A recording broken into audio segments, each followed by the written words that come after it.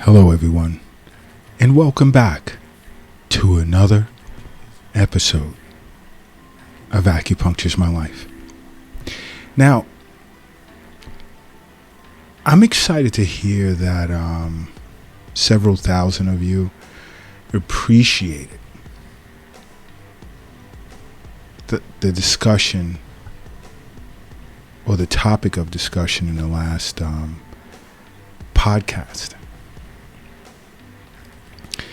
And so many of you globally have messaged Acupuncture's My Life over the Acupuncture's My Life app. And by the way, if you don't already own it, download it. It's free at your app store. So many benefits to owning the Acupuncture's My Life app. But so many of you have messaged us stating that if you're not able to get enough sunlight, which you really should be, but I'm just going to go with it. If you're not able to get enough sunlight, what are some other ways in which a person can naturally get vitamin D without taking supplements? And, I've been over this. And this will be a slight Eastern nutrition discussion, because in some of our lives, I guess sunlight is scarce. And the body, just 10 minutes. I mean, I'm struggling. And, I have a right to struggle. I mean, I'm sure many of you have valid excuses. But just 10 to 15 minutes of daily exposure to sunlight can provide the body with ample amounts of vitamin D. Now, I know some of us, live in North America. And there's a certain period, certain amount of months, let's say from October through March. And this is just North America for the most part. And I'll go with that since this is where the main office of Acupuncture's My Life is, the main clinic. Between October and March, I understand the sun is at a lower level. It sinks a little lower into the southern hemisphere. And daylight, there can be slight scarcity of it. So, because I'm familiar with that, I'm not familiar with those that have messaged me from Kenya, the Ivory Coast, Japan, Portugal, Netherlands. I'm struggling a little bit here, Just 10 to 15 minutes of sunlight. But I'm going to go with it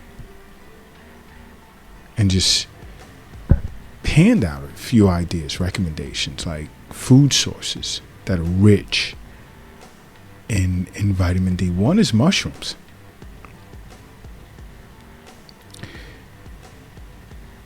You figure out you can get 100 grams of mushrooms, of vitamin D from mushrooms.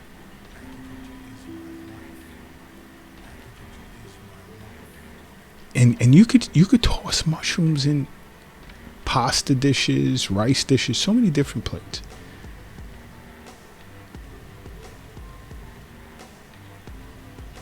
Okay?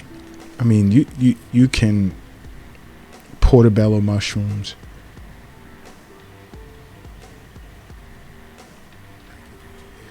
I mean, and mushrooms taste great. And they're extremely healthy for you. Another is, let's see, let me just put the thinking cap on here.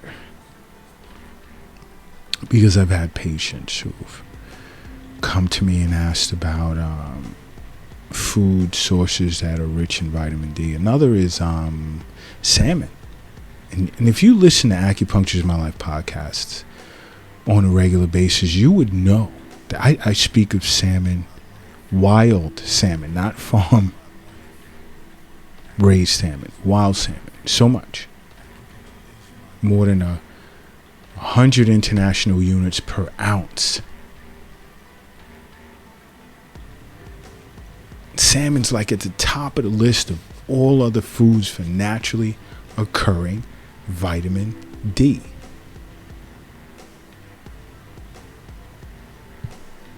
Salmon.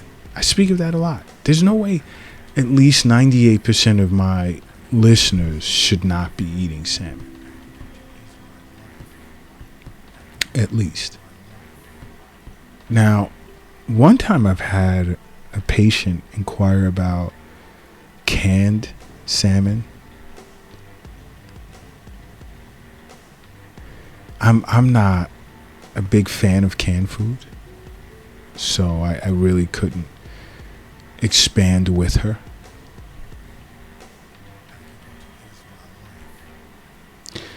Another is, let's see, oysters. I love oysters. I don't love them. I like them. You know, I eat them from time to time.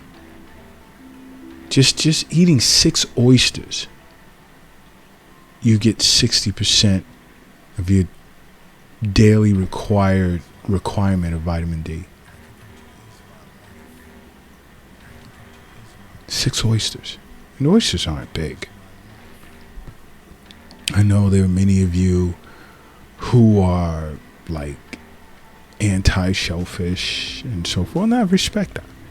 Just throwing it out there for those that eat oysters from time to time. You know, the objective here is for you to be healthy, and this is also why I recommend you see a physician on an annual basis. Annual checkups, blood work, and make regular wellness visits with an acupuncturist. This is important. Super important. Okay. Guess what else? Let me think. I'm a little like stuck here because like I didn't have my black tea with cinnamon this morning, so things are moving a little slow in the brain. When I'm done with this podcast, I'll do a needlepoint protocol, help with that flow of chi and blood to the brain. Another is halibut. Who likes halibut? I love halibut. Oh man, season it right, some lemon and some mango sauce. Oh, delicious. Just 3 ounces of halibut, wild halibut, has upwards of like 250% of your daily need of vitamin D. I mean, this fish it's a firm white fish. It's a mild flavor that you can manipulate its taste with how you season it. It's the cool part. So cool. Another, let's see. Now, I've debated this with a few of my acupuncture colleagues from around the world. I'm not a big fan of shrimp, sea scavengers, and I'm just not a big fan of shrimp. But they say, like, in my discussions with some of my colleagues, like 6 ounces of shrimp provides 65% of your daily required needs of vitamin D.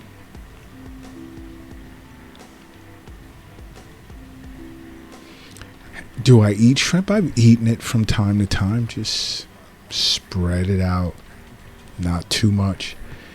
Maybe 3 times a year. Maybe. That's just my preference. I'm not saying don't eat it, stay away from it, you're going to die and things. No, I'm not saying that. Another awesome form of fish, and you know, my grandmother put me on to this. And the way she used to cook it. It's cod. Codfish. 18% of your daily need for vitamin D and only 6 ounces. Codfish. Ooh.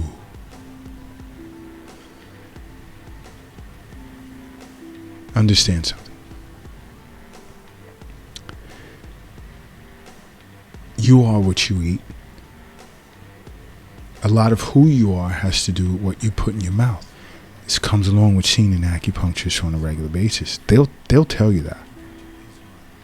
A lot of who you are is what you put in your mouth every day after birth. Health is wealth. And that's why I always say the wealth is in you, because it's all about what you're putting in your mouth.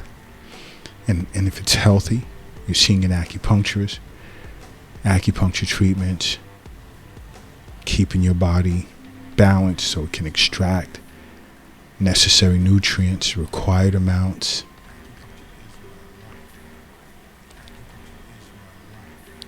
These things are important because you have to understand that the wealth is not in your wallet, it's not in your purse, nor is it in your pocket. The wealth is not in an app on your phone. It's not in a cryptocurrency account. The wealth, it's not in a bank. It's not in a safe. It's not under your mattress. It's not in a shoebox in the closet, nor is it under the doghouse in the backyard. The wealth is in you. The wealth is in you. Do you want to know another good source of vitamin D? Eggs. Just one large egg has 4% of your daily value.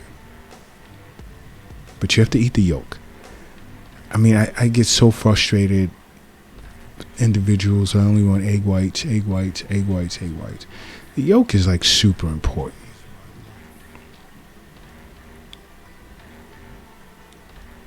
Okay?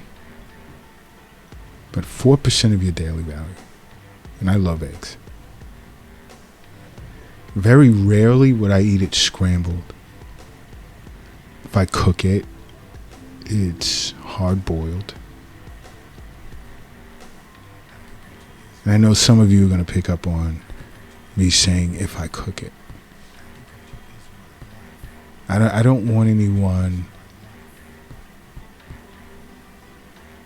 turning to eat raw eggs. I'm not advising anyone to do that.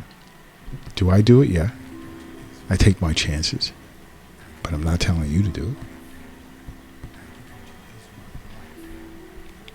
But eggs are awesome. You know. But if you want to learn more about foods great for qi and blood and nourishing yin and yang and body fluids and so forth and so on, you need to be sitting with an acupuncturist on a regular basis. And regular is not every day. I actually had a new patient the other day come in and say to me, like, you know, Doc, should I see you every day? She works from home. And I asked, like, why would you feel you would need to? And she clearly stated, because I listened to your podcast and you said regular wellness visits. And I'm like, okay, how often do you listen to my podcast? Because I do support that with saying regular wellness visits doesn't mean every day. It can be every week. An acupuncturist wouldn't see you every day for the rest of your life. Now, if you suffered like from some type of traumatic event, whether it's psychological or physical, they may need to see you for like 4 days or something like that. But to see you every day for the rest of your life is like, it's no. But regular wellness visits can be once a week. It can be once every other week. It can be once a month. It can be once at the beginning of every season. So that an acupuncturist can set your body for the coming season.